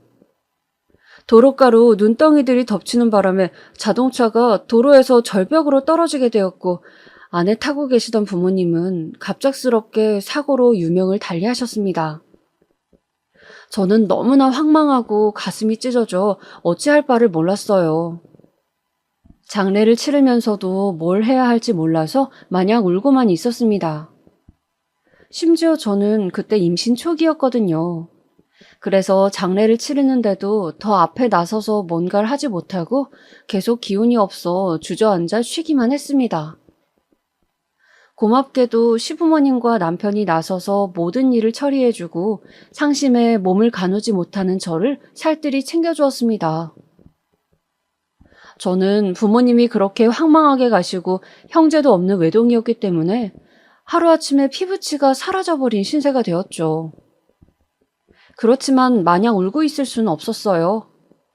저는 떠나면서 제 걱정을 하셨을 부모님께 부끄럽지 않게 힘을 내서 열심히 가정생활을 하고 씩씩하게 살아야겠다고 생각했습니다. 뱃속에 아기라도 없었다면 얼마나 더 마음이 허전했을까 생각하면서 저는 슬픔을 견디며 태교에 힘쓰려고 노력했습니다. 그런데 어느 날 시어머니께서 제가 생각지도 않았던 이야기를 하시는 것이었어요. 예, 며느라가 저기 삼거리에 갈비집 자리가 났다더라. 내가 또 갈비탕을 기가 막히게 끓이거든. 누가 식당 하나 차릴 돈만 마련해주면 진짜 대박 날 자신 있는데 요즘 야채 장사도 시원치 않구나. 맞아, 여보. 우리 엄마 갈비탕 저번에 먹어봤지? 국물이 완전 기가 막힌다니까? 차리기만 하면 돈 쓸어오는 건 완전 당연한 거지. 그렇게 한동안 저에게 제가 받은 유산으로 식당을 차리면 앞으로 우리 가족 모두가 먹고 살 걱정 없이 편히 살 수 있다고 온 시댁 식구들이 반복적으로 이야기를 하더군요. 만약 그냥 주는 게 좀 걸리면 당장 이자 없이 빌려주는 것으로 생각해도 되지 않겠냐고 차용증을 써주겠다고 하셨습니다. 어차피 우리가 장사로 잘 되면 그 재산 다 네 뱃속에 있는 아기가 다 상속받을 건데 다 같이 더 좋은 방향으로 가자는 것이라고도 하시더군요. 저 역시 계속 이야기를 듣다 보니 제가 혼자 뭔가를 할 수 있는 기술도 없고 어차피 자식을 낳으면 이 집 자손이 되는 것이니까 다 제 자식 몫으로 생각하고 시댁에서 큰 갈비집을 차릴 수 있도록 돈을 내주고 말았어요. 그래도 마음 한구석이 찝찝해서 차용증은 써서 공증을 받아 장롱 안에 잘 보관해 두었고요. 그러나 사람이 화장실 들어갈 때랑 나올 때가 다르다 하던가요? 부모님이 돌아가시고 유산을 전부 시댁에 드린 후로 어쩐 일인지 시부모님께서 예전보다 저를 꾸짖거나 구박을 하는 일이 잦아지더군요. 특히 어머니가 웃으시면서 조금 면박을 주시곤 하더군요. 농담 같기도 하고 진담 같기도 한 그런 말들이었어요. 설거지하고 싱크대에 물방울이 몇 방울 튀었다며 이런 것도 제대로 못하냐라고 크면서 너무 곱게 크기만 한 거 아니냐 뭐 이런 이야기들이요. 분명히 예전에는 곱게 자란 귀한 딸 자식 저희 아들에게 주셔서 감사하다며 저에게 너는 항상 이렇게 웃으며 앉아있으라고 아무것도 하지 않아도 된다고 하시던 어머니셨는데 말이죠. 급기야는 제가 준 재산으로 갈비집을 오픈한 지 얼마 안 돼요. 시어머니는 설거지 아르바이트생이 일을 제대로 못한다면서 이 기회에 너도 내 후계자로서 일이 손에 익어야 한다고 잘하면서 손에 물 한 방울 안 묻혔던 저에게 식당에서 아침부터 밤까지 설거지하고 기본 식재료 다듬는 일을 시켰습니다. 하도 시어머니께서 단호하게 꼭 필요한 단계라고 이야기를 하셔서 저도 그래 언젠가는 내가 이 식당을 물려받아야겠지 하며 어쩔 수 없이 하겠다고는 했지만 난생 처음 해보는 몸 쓰는 일이 너무 힘들더군요. 하루하루 저는 마치 로봇처럼 반복해서 지저분한 음식물 찌꺼기들을 씻어내야 했어요. 그리고 양파도 까고 감자도 썰었습니다. 일을 안 해본 몸이라 그런지 손목은 시큰거리고 허리도 아팠어요. 그래도 저는 아픔을 참으면서 어른이 시키는 일이니 큰 뜻이 있으실 거라 믿으며 간신히 시간을 견디고 있었어요. 저의 이런 고생에 대해서 시어머니는 원래 식당 일은 배우는 초반에는 힘들지만 차차 몸에 익으면 정말 잘하게 된다며 이런 교육은 돈 주고도 못 배우는 것이라고 잘하고 있다며 저를 많이 격려해 주셨어요. 문제는 제가 임신 중이란 것이었죠. 배가 뭉치거나 힘들 때 잠깐씩 쉬기도 하고 며칠간 휴가를 받아 누워있기도 했지만 점점 배 뭉침이 심해졌어요. 저는 아이가 잘못될까봐 시어머니께 식당 일 배우는 것도 좋지만 지금은 아기를 챙기고 싶다고 말씀드리고 한동안 일을 쉬게 되었습니다. 그런데 점점 배뭉침이 심해지더니 임신 5개월쯤 되던 때 갑자기 피가 비치는 것이었어요. 순간 머리가 핑 돌면서 중심을 잡기 어려웠습니다. 저는 일요일이지만 출장을 간다던 남편에게 급히 전화를 걸었어요. 여보, 나 몸이 이상해. 우리 아기가 아픈 것 같아. 빨리 좀 와줘. 왜 그래? 당신 괜찮아? 남편은 다행히 근처에 있었다며 정말 빨리 달려오더군요. 그래서 뭉친 배를 잡고 응급실로 급하게 갔습니다. 그런데 비교적 빨리 대처했음에도 불구하고 식당 일을 배우며 했던 고생이 아이에겐 너무 힘들었는지 결국 하혈을 잔뜩 하고 유산이 되고 말았습니다. 유산이 되었다는 소식을 듣는데 너무 눈물이 나더군요. 아기를 제가 잘 지켜주지 못한 것이 너무 한스럽고 미안했어요. 부모님이 돌아가시고 식당 일이 피곤했지만 괜찮은 것 같았는데 그렇게 저는 5개월간 뱃속에 품고 있던 저의 아기를 그만 허무하게 떠나보내야 했어요. 저는 너무 충격을 받아 한동안 집에 틀어박혀 두문불출했습니다. 남편은 그런 저를 날마다 안아주고 제가 좋아하는 음식인 김치찌개를 끓여주기도 하면서 다정하게 위로해 주었어요.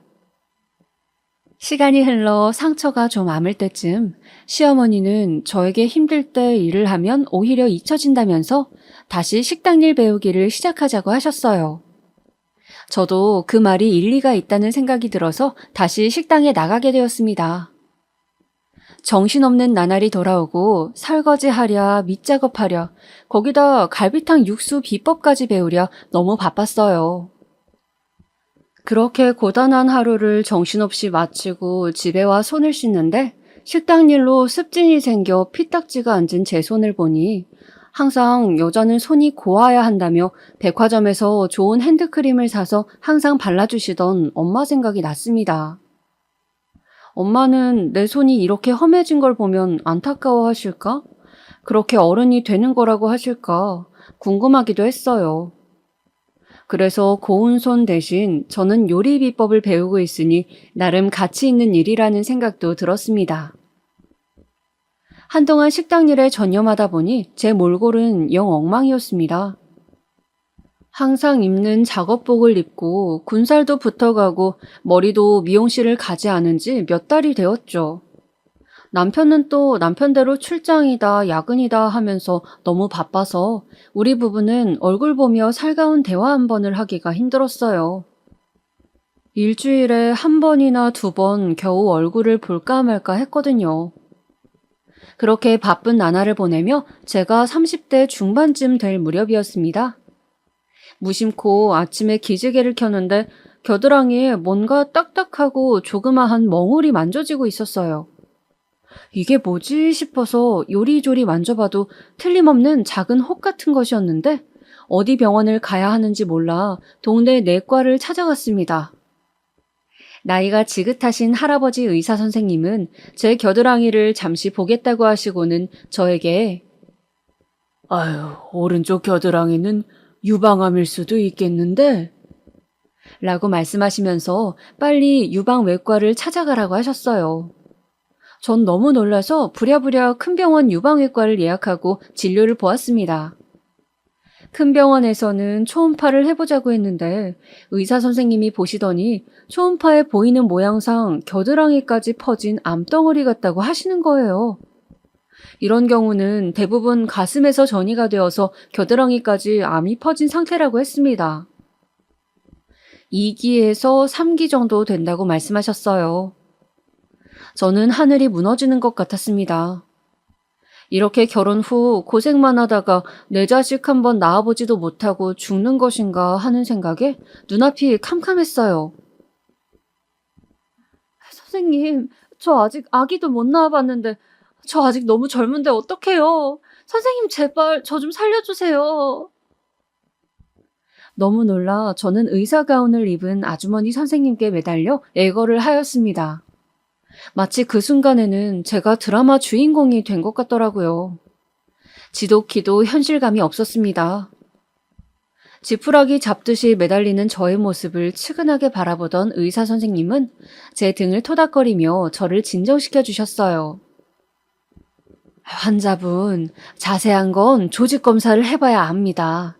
일단 진정하시고 이성을 찾으셔야 합니다. 그리고는 자세히 저의 병에 대해서 이야기를 해주셨습니다. 수술 후 생존 확률은 30%에서 50% 정도라고 하더군요. 그리고 일단 더 정확한 결과를 위해 조직검사를 하자고 하셔서 저는 조직검사를 한 후에 그렇게 정신없이 병원 문을 나왔습니다. 아주 맑고 화창한 봄날이었어요. 저는 맑은 날씨도 지나가는 사람들의 웃음소리도 들리지 않았고 그저 온 세상이 까맣게만 보였습니다. 시어머니는 제가 식당을 비우고 어딜 갔는지 전화를 하셨어요. 여보세요? 아가, 어디니? 말도 없이 식당을 비우고 나가면 어떡해? 지금 손님들이 들이닥쳐 정신없으니 얼른 들어오너라. 어머니는 많이 바쁘신지 빨리 오라는 말만 하고 전화를 끊으셨어요. 저는 식당에 일하러 갈 기분이 아니었는데 말이죠.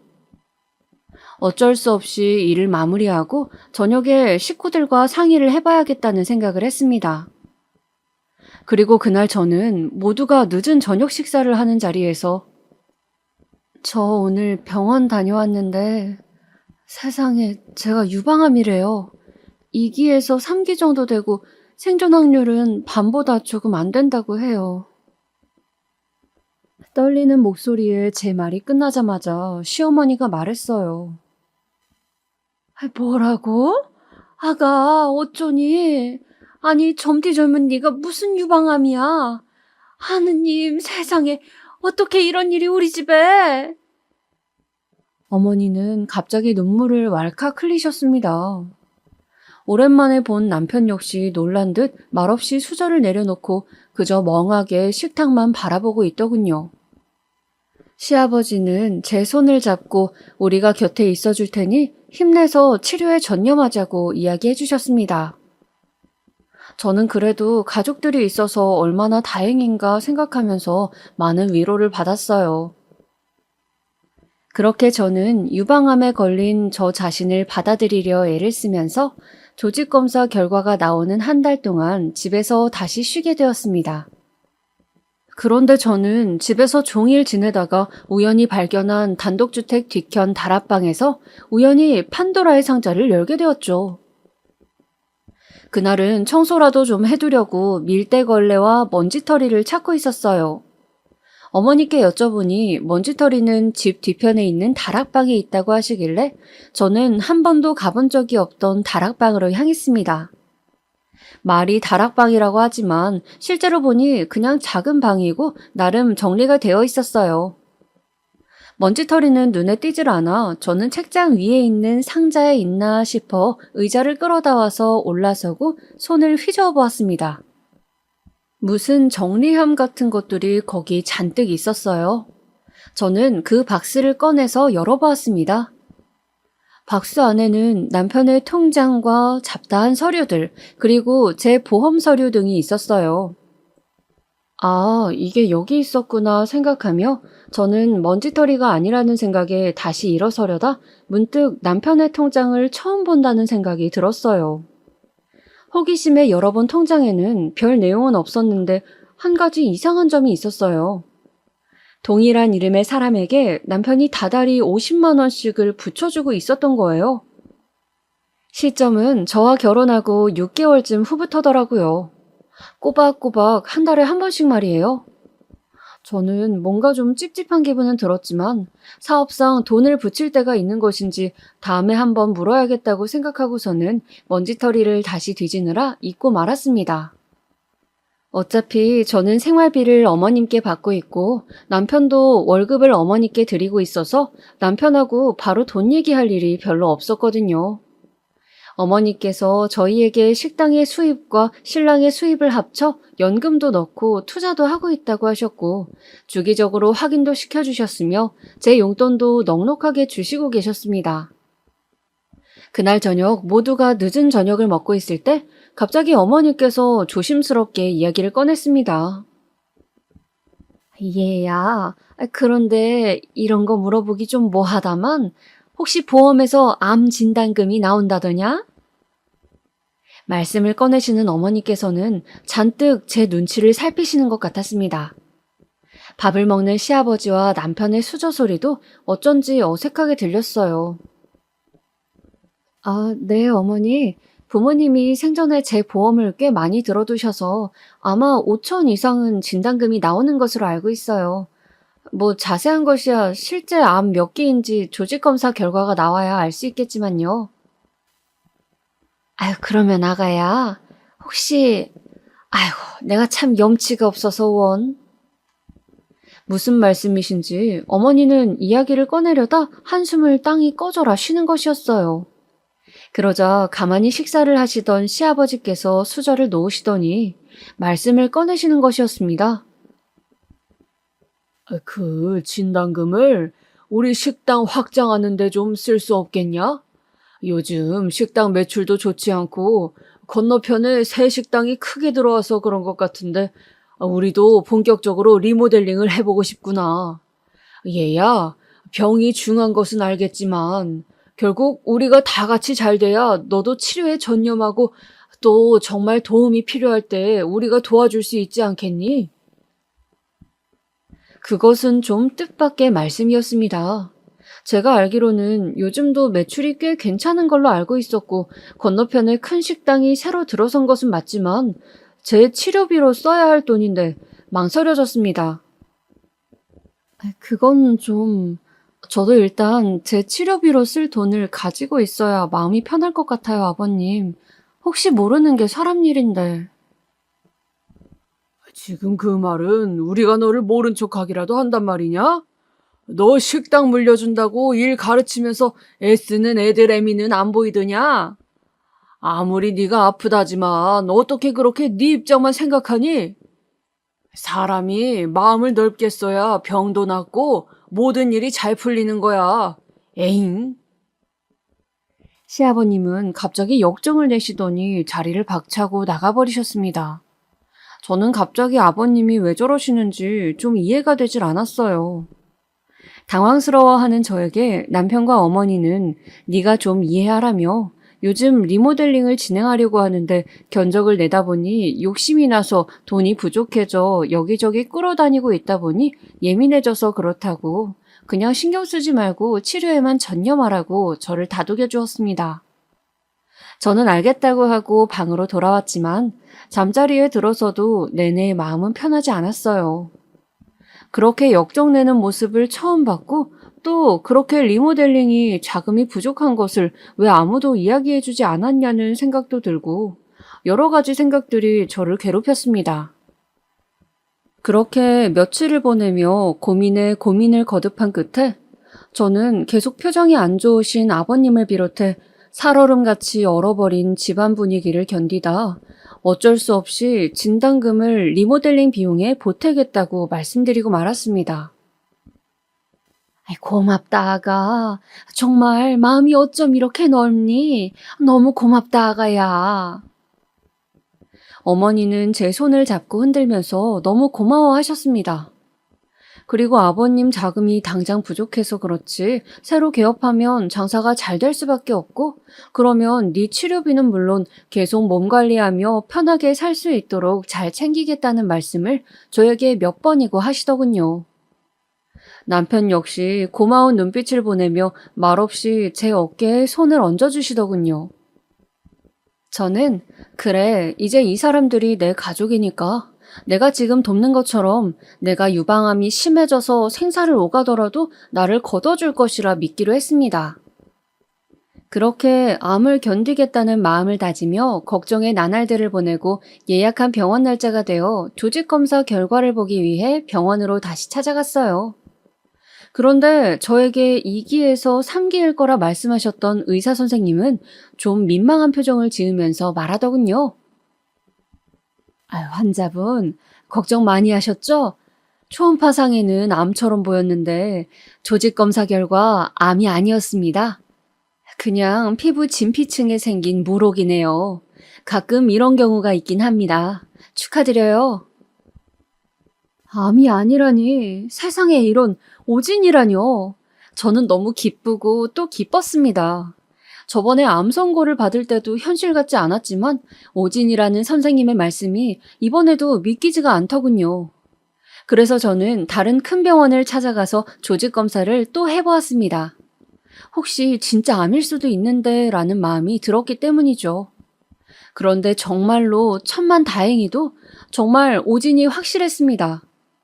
그냥 제 겨드랑이에는 3cm의 작은 물혹이 있는 것 뿐이었어요. 아주 간단한 시술로 피부를 째내고 제거할 수 있다고 했습니다. 다른 병원에서 무록이라는 소견을 듣고 저는 그동안 저의 고생을 부모님이 하늘나라에서 안타까워하셔서 저를 구해주려고 애쓰시는 것 같은 기분이 들었어요. 즐거운 마음으로 집을 향하는 제 발걸음은 날아갈 듯 하였습니다. 어서 빨리 이 기쁜 소식을 가족들에게 알려야지 하는 마음에 저는 다시 가게로 돌아가야 할 시간이었지만 지금쯤 집에 계실 어머니 아버지가 뵙고 싶어서 집으로 향했어요. 오늘 가게 장부 정리를 하시겠다고 정리할 것이 많아 집에서 처리한다고 하셨거든요. 들뜬 마음으로 현관문을 열고 들어서자 안방에서 두런두런 목소리가 들려왔습니다. 저는 방문을 열려고 문고리를 돌리다가 듣지 말았다면 좋았을 이야기를 듣고 말았어요. 그래, 그 아가씨와는 잘 정리하기로 한 거지? 시모의 목소리였습니다. 네, 이번에 그 사람 진단금이 나오면 그걸 주고 잘 마무리하면 될 것 같아요. 그냥 잠깐 재미로 만났던 건데 이렇게까지 돼서 심려를 끼쳐 죄송해요, 엄마. 그래, 지금 네 안사람 명의 집에 월세로 있다고 했었지? 얼른 정리하고 내보내라. 우리에게 그런 사정이 있으면 진작 이야기하지 그랬어. 남자가 사회생활하면서 여자 만날 수도 있지. 그런데 뒤탈이 없는 애를 만나야지. 결국 이게 뭐냐? 돈이나 몇 천씩 뜯기고 앞으로 정신 차리고 살거라. 시아버지의 목소리였습니다. 저는 방으로 들어가려다 놀라서 순간 몸이 굳는 것 같았어요. 아가씨? 월세로 들어와 있다고? 뭔진 몰라도 불길한 예감이 들어 일단 조용히 집에서 나온 다음 허겁지겁 그 당시 월세를 줬던 부동산으로 달려가서 제 명의의 아파트에 월세 계약서를 썼던 사람의 인적사항을 확인하였습니다. 28살의 젊은 여자더군요. 당시 저에게는 시부모님께 유산을 빌려드릴 때 처분하지 않고 남겨둔 아파트가 하나 있었습니다. 그 아파트는 가게 위치와는 멀어서 제가 가게 일을 돕게 되면서 월세를 주었어요. 그때가 아마 제가 유산하기 좀 전이었습니다. 그냥 조용해 보이는 참한 아가씨였던 기억이 나요. 계약서 쓸 때 한 번 본 적이 있었거든요. 그때 그 여자가 부동산을 찾아와 여러 집을 둘러보고는 제 집을 몹시 마음에 들어하며 꼭 계약하자고 했던 기억이 나요. 머리가 아팠지만 잘 정리해보니 그렇다면 그 여자는 제 남편의 내연녀였던 거예요. 그리고 남편이 알려준 대로 제 명의 집에 월세를 들어왔고요. 그런데 왜 굳이 바람을 피려면 다른 데서 펴도 될 걸 제 아파트로 이사를 온 걸까요? 걸릴 위험이 더 커질 텐데. 저는 남편이 바람을 폈다는 사실도 혼란스러웠지만 그보다 그 여자가 왜 내 집에 월세를 들어왔는지가 더 궁금했습니다.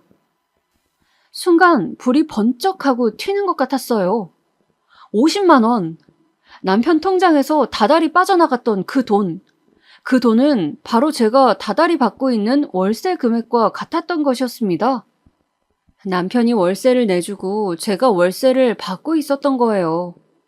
그 여자는 공짜로 제 집에서 살고 있고요. 생각이 여기까지 미치자 저는 다시 그 다락방으로 미친 듯이 뛰어가서 남편 통장을 찾아냈습니다. 정확히 언제부터 감히 우리 부모님이 물려주신 내 집에 그 여자를 들인 건지 알아야 했어요. 온몸이 부들부들 떨리고 너무 화가 났지만 저는 최대한 이성적으로 대처해야 한다고 다짐하면서 침착하게 통장을 찾아갔습니다. 통장은 저번에 봤던 그 낡은 상자 속에 있었습니다. 저는 그 통장을 뒤져 월세가 나간 최초 날짜를 확인했어요. 기억으로 임신 때였지만 보다 정확히 정리를 해보기 위해서요. 날짜를 찾아보니 역시 제가 임신했을 때가 맞았습니다.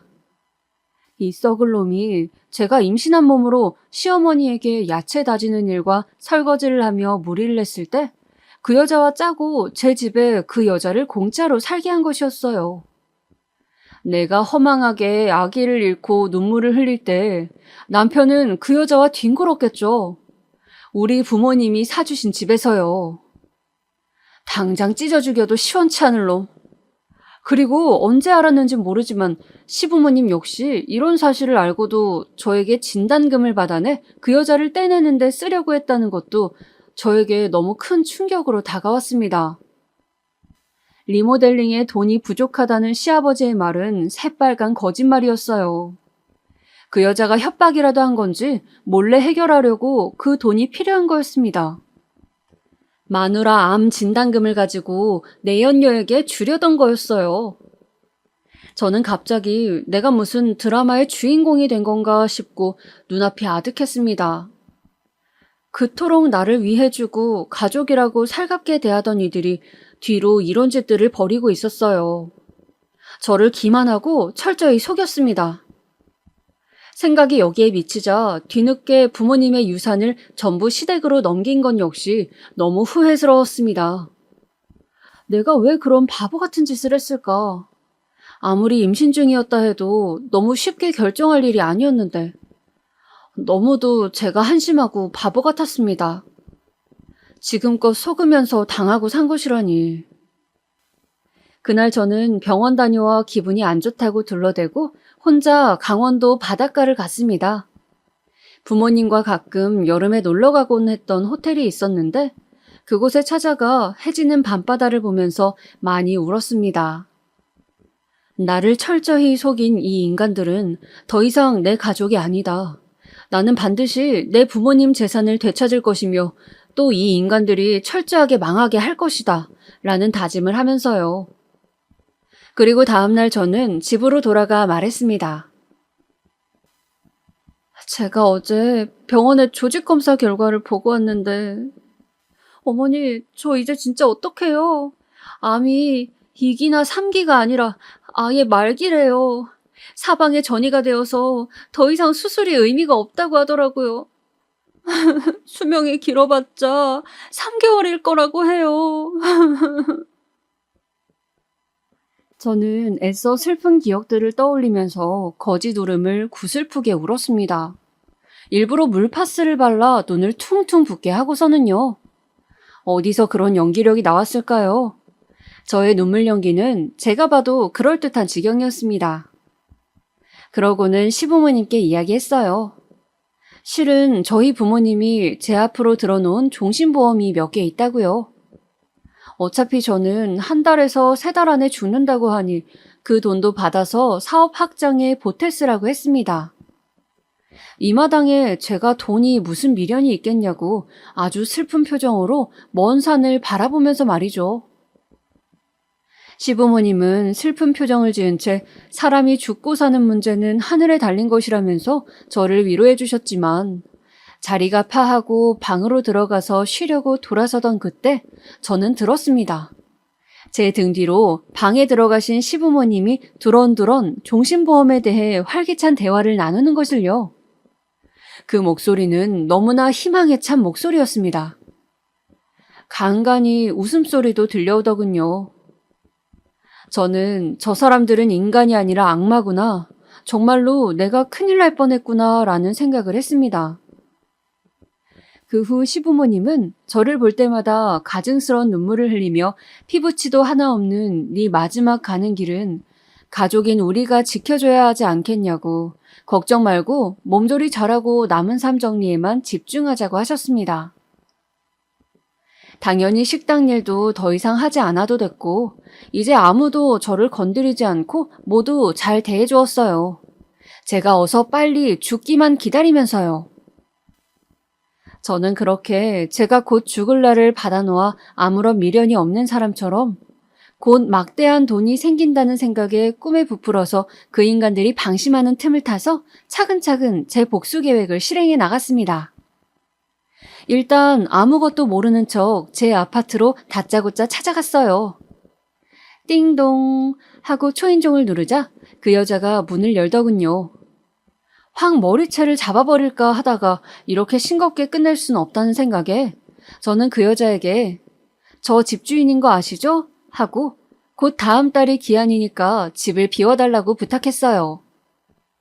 그 여자는 갑자기 제가 뭘 알고 찾아왔나 싶어 놀라더니 집을 비워달라고만 하니까 모르고 왔나 보다 싶었는지 셀쭉하게 알았다고, 어차피 이 집에서 계속 살 생각 없었다고 하더군요. 보증금 잘 돌려받고 나갈 거라면서요. 그렇게 그 여자의 쌍판을 확인한 후 저는 변호사 사무실로 가서 이런 경우 내가 어떻게 보상을 받을 수 있는지를 알아봤어요. 변호사 말이 간통은 없어졌어도 내연녀에게 정신적 피해 보상을 요구할 수는 있다고 하더라고요. 최대한 증거를 많이 수집하라는 말도 함께요. 저는 흥신소를 이용해서 남편과 그년의 더러운 짓거리에 대한 증거들을 차곡차곡 모았습니다. 이혼 소송에 반드시 승리할 다짐을 하면서요. 그 여자의 직업도 약간 도움이 되었는데 그 여자는 학교 행정실에서 일하는 교육 공무원이었습니다. 공무원은 품위 유지 조항이 있기 때문에 바람을 폈다가 걸리면 징계를 먹거나 심하게는 파면까지 될 수 있다고 했어요. 저는 증거를 모으며 그 여자의 직장에 어떤 식으로 이 폭탄을 터뜨려 망하게 해줄까 열심히 계획을 짰습니다. 물론 남편과 시부모님 앞에서는 다 죽어가는 시한부 연기를 하면서요. 제가 곧 죽을 거라 생각해서인지 다들 제가 식당도 안 나오고 뭘 하고 다니는지 매일 어디를 가는지 관심도 거의 두지 않았어요. 그리고 저는 부모님의 재산을 남길 때 시부모님이 써주신 차용증을 장롱 속에서 찾아내서 법적 효력을 알아보았습니다.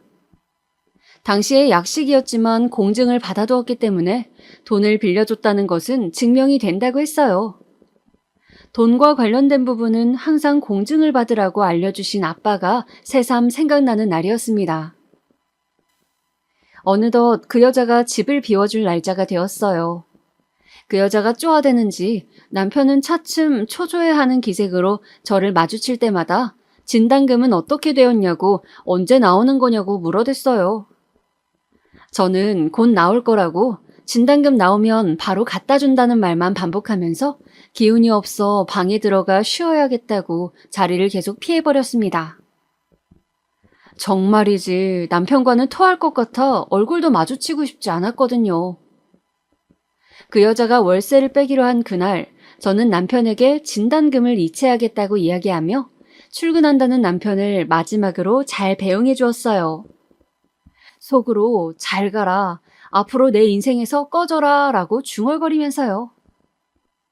그리고 아무도 없는 집에서 제 짐을 모두 챙겨서 임시로 구해둔 오피스텔에 옮겼습니다. 또 그 여자의 직장에 내용 증명을 보냈어요. 내연녀에 대한 정신적 피해 보상을 요구한다는 내용으로요. 남편에게는 내가 모든 것을 알고 있다는 사실과 우리 부모님께 받은 유산을 전부 내놓고 얌전히 이혼하라는 말을 남겼습니다. 시부모님께는 저를 그렇게 속였어도 어른들이고 너무 모질게 할 수 없어 아무 말도 남기지 못했습니다. 저는 정말 끝까지 마음이 약한 등신이었죠. 그러고 나서 전화기 전원을 꺼놓고 푹 자버렸습니다. 앞으로 제 인생은 아주 홀가분하고 즐거울 것 같다는 상상을 하면서 말이죠. 며칠간 룸서비스를 시켜 먹고 바닷가를 산책하고 책을 읽고 TV를 보면서 푹 쉬었어요. 그렇게 며칠간 잠수를 타고 나서 전화기를 켰더니 난리가 났더라고요. 그 여자는 직장에 자신의 일이 알려져 입장이 아주 곤란해졌다면서 남편한테 난리를 쳤고 남편은 어떻게 그런 일을 할 수 있냐고 저에게 장문의 문자를 남겼더군요. 이혼할 수 없다고, 당신 아픈데 내가 돌봐줘야지 무슨 이혼이냐고. 그 여자는 그냥 잠깐 바람인데 정리하는데 돈이 필요해서 당신 도움 좀 받으려 한 것뿐이었다고. 부모님도 돈이 없어 너한테 그냥 둘러댄 것이라고 말이에요. 저는 어떤 상황에서도 이 인간은 자기 입장이 중요하구나 싶어 더 이상 떨어질 정이 없었습니다. 어쩌다가 이런 인간과 결혼을 하게 되었는지 원. 정말 어디 가서 접시물에 코 박고 죽는 게 낫겠다 싶은 심정이었어요. 저는 나 암 아니라고, 오진이라고, 우리 부모님 유산 법적으로 다 받아낼 거니 식당 내놓고 정리해서 곱게 주는 게 좋을 거다라고 말하며 그동안 나를 속였던 결혼 생활에 대한 위자료도 두둑히 챙겨 넣으라고 말했습니다. 이혼 소송할 거니 변호사 구하라는 말과 함께요. 시부모님이 제 거처를 수소문하고 저에게 전화를 해서 꼭 부모님 유산까지 받아야겠냐? 열심히 일해서 갚으면 안 되겠냐? 그래도 암이 아니라서 다행이다. 다시 우리 아들과 잘 살아보면 안 되겠니? 등의 사탕말림을 했지만 저는 절대 제가 어디 있는지도 다시 시작하겠다는 말도 하지 않았습니다. 나중에는 하도 시달리게 해서 변호사를 선임하여 변호사를 통해 모든 일처리를 했습니다. 그렇게 저는 그 여자를 직장에서 쫓겨나게 만들고 남편과 시부모님을 결국 빚더미에 앉게 했죠. 저를 좋은 말로 유인하고 구워 삶아 자신들이 편한 대로 이용하려 했던 자들에게 어울리는 말로였다고 생각해요. 무엇보다 부모님이 평생 포목점을 하시며 외동딸인 저에게 물려주신 그 재산을 결국 시부모님의 식당을 처분하게 하고 남편 월급을 차압까지 해서 다시 되찾을 수 있었다는 것이 뿌듯합니다. 나중에 들려온 소식에 따르면 남편은 그 여자와 완전 악다구니를 쓰며 싸웠고 서로 주먹 다짐까지 하는 등 최악으로 끝이 났다고 합니다. 그 후로 남편은 거의 폐인이 되어 매일 술만 마신다고 하고 어머니는 원래 하시던 야채 장사를 시장에 작은 점포를 세워더 시작하셨다고 해요. 시아버지는 스트레스로 건강이 좋지 않다고 하더라고요. 얼핏 뇌경색이 오셨다고 하는 것 같더군요. 아프시다고 하니 한편 마음은 안 좋았지만 그래도 어쩔 수 없다고 생각하기로 했습니다. 저는 더 이상 그 집안 며느리가 아니니까요. 저는 돌려받은 저의 재산으로 부모님께서 포목점을 하시기 전에 살던 시골 동네에 작은 2층 집을 사서 소박한 저의 거처를 만들었습니다. 그리고 매일 아침 걸어서 20분 거리에 있는 부모님 산소에 갑니다. 평소 좋아하시던 배추전을 부쳐서 막걸리를 한 잔 하러 가기도 하고 가서 제잘제잘 이야기를 걸어드리기도 합니다. 가끔 제가 부르면 좋아하셨던 가요를 불러드리기도 해요. 그렇게 한참을 앉아있으면 마치 예전에 같이 살던 시절 부모님과 소파에 앉아 정답게 이야기를 나누던 젊을 때의 저로 돌아간 것만 같습니다. 제가 애교를 부리거나 장기자랑을 할 때마다 박장대소를 하며 박수를 치시던 아버지의 모습과 그만 장난하고 과일 먹으라며 핀잔을 주시면서도 미소를 지으시던 어머니가 떠오릅니다. 부모님 생각이 오래 나는 날은 눈물을 흘리기도 하지만 대부분 웃으며 산소를 내려옵니다. 물론 그렇다고 그동안의 힘든 삶이 아예 없던 일이 되는 건 아니어서 이런 편안하고 꿈 같은 하루들의 끝에는 가끔 그 집에서 식당 일을 하고 있는 악몽을 꾸기도 해요. 그런 꿈을 꾸고 깨어나면 내 지난 과거도 꿈이라면 얼마나 좋을까 눈물이 흐르기도 합니다. 그래도 제가 살아가면서 힘들었던 모든 순간에 부모님이 항상 저를 도와주셨다는 것을 저는 믿게 되었습니다.